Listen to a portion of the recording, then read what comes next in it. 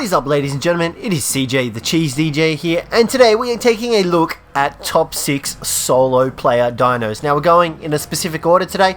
We're going from number 6 to 1. 6 being the worst, 1 being the best, obviously.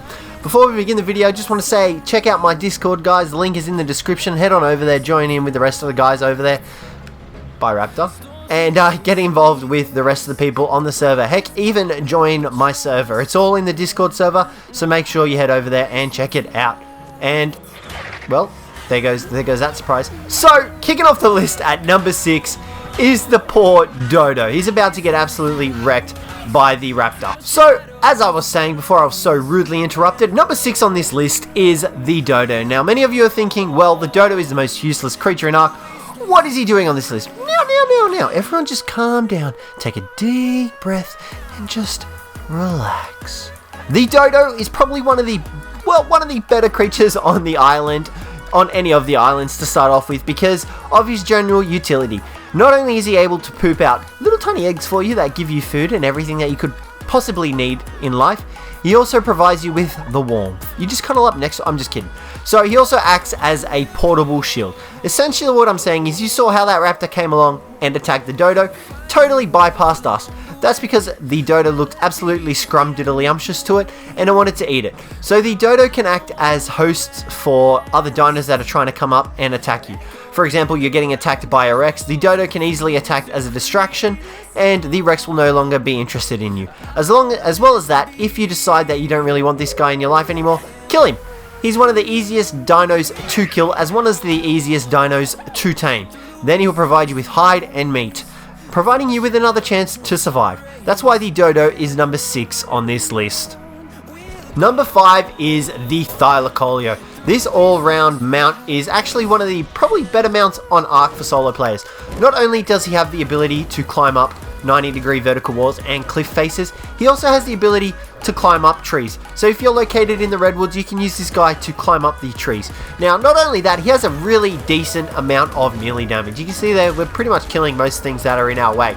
Now, as well as that, he also has very solid health and stamina, so you don't have to worry too much about him being taken out by most things. Now, as well as that, his weight is relatively okay, but you can easily breed these guys up for a whole army of Thylacolios, and you'll be unstoppable in whatever terrain you're on. Now, take into consideration as well, it's just you versus the enemy dinos in solo player worlds, so you won't have to worry about PvP aspect of things, so you can easily use these guys to take on Rexes, Spinos, Allos, you know, anything you want. The only thing you can't use these guys to take on are the bosses of Ark, which, believe me, I know is a huge pain in the butt that the devs need to fix, but for now, we can't do much about it. Now, the Thylacolio saddle requirement is only level 51, which makes it getting this saddle very easy. Depending on how boosted your single player world is, you can easily get to the level 51 in a matter of seconds, or if you want a more balanced playthrough, you can take your time, but you'll easily be able to get to level 51 in an hour or so. As well as that, it's really easy to craft. 20 metal, 290 hide, 155 fiber, and you're set. So I would definitely recommend getting yourself a Thylacolio. Number 4 on the list is the Plesiosaur. Now, this guy is essentially one of the best underwater mounts that you can get in all of Ark. Now, he's pretty easy to tame. You just have to swim to a certain depth, and once you start nailing trank arrows into them, you can pretty much swim up and they'll stop at a certain height, and you can essentially use this method to knock them out. Now, the only ones that really are competing with the Plesiosaur are Mosasaurs, Tusos, and Basilosauruses. And all those guys are pretty hard to tame. So the Plesiosaur is the next best thing. And he's very fast, he's very strong, and he has quite a lot of health on him. You can see this guy's 180, 120 tame. He's got 10,000 health on him. 1,248 weight as well. So you've got to take that into consideration as well when you're thinking about taming these guys up.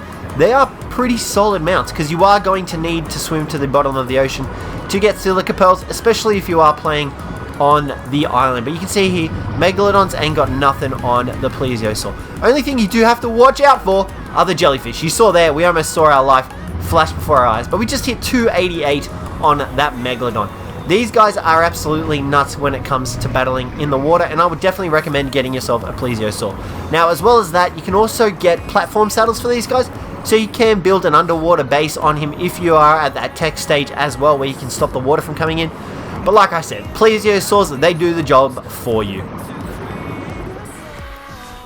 Lucky number 3 is the Argentavis. You can see behind us quickly, just want to mention, our Plesiosaur is getting absolutely annihilated by a bunch of jellyfish. Those things are absolutely ridiculously overpowered. Now, since you've got an ocean mount, you've got yourselves a land mount, you're definitely going to need an air mount. And the Argentavis is definitely the all-round best mount that you can get for the sky. It's got a huge amount of carry capacity on itself. You can see there 656 is the weight on this one. Not only that, the TLC pass is coming up for them at a later date, and they will be getting a huge rework. So I would definitely recommend getting yourselves some Argies. Now, not only that, their eggs are actually kibble for Spinos as well. So if you plan on getting a Spino at any stage, you're definitely going to want to get some Argies to get the eggs going for yourself. Now, they are also really good at picking up dinos. I think the maximum sized dino that they can pick up are raptors. I can't remember if there's anything bigger than that they're capable of picking up. Baryonyxes, actually.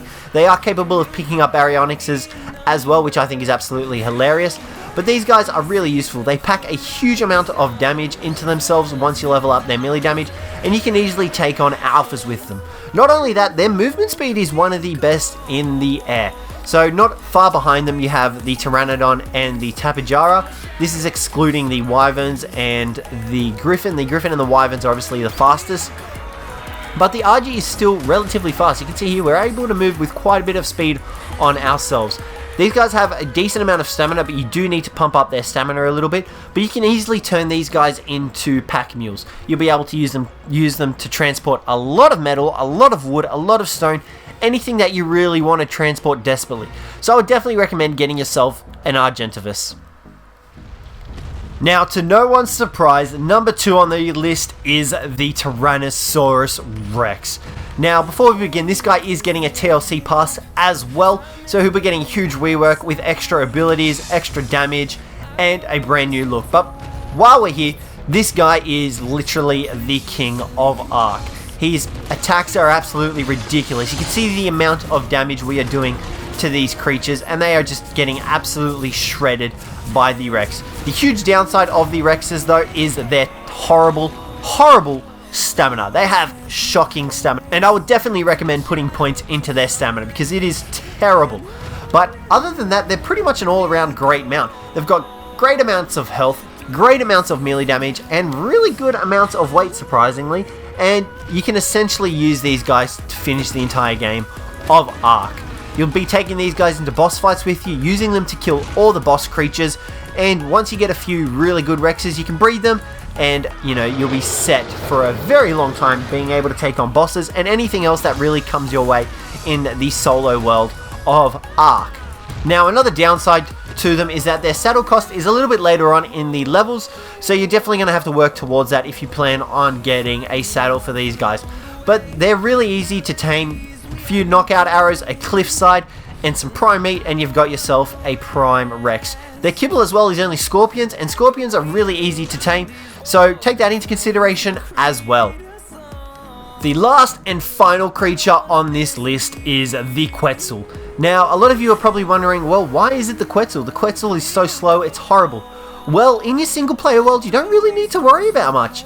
You've only got the enemy dinos to compete with, and that's all that's really going for them. You don't have to try and avoid fast flies or anything of the sort. You can kind of just stroll around and fly at your own leisure.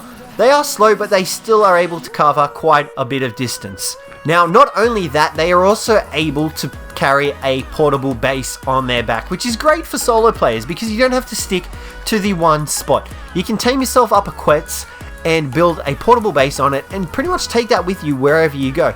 Only downside of that is obviously you can't take the tames with you unless you've got another Quetz following you or you're just solely taming flyers.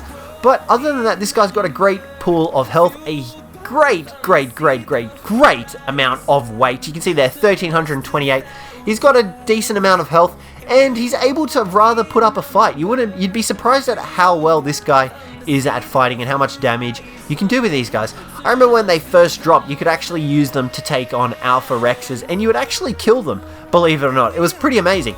But these guys are also really good because you can pick up the larger creatures, Trikes, Mammoths, Stegos, Megatheriums, all those sort of creatures, which makes taming up those creatures a lot easier for yourself.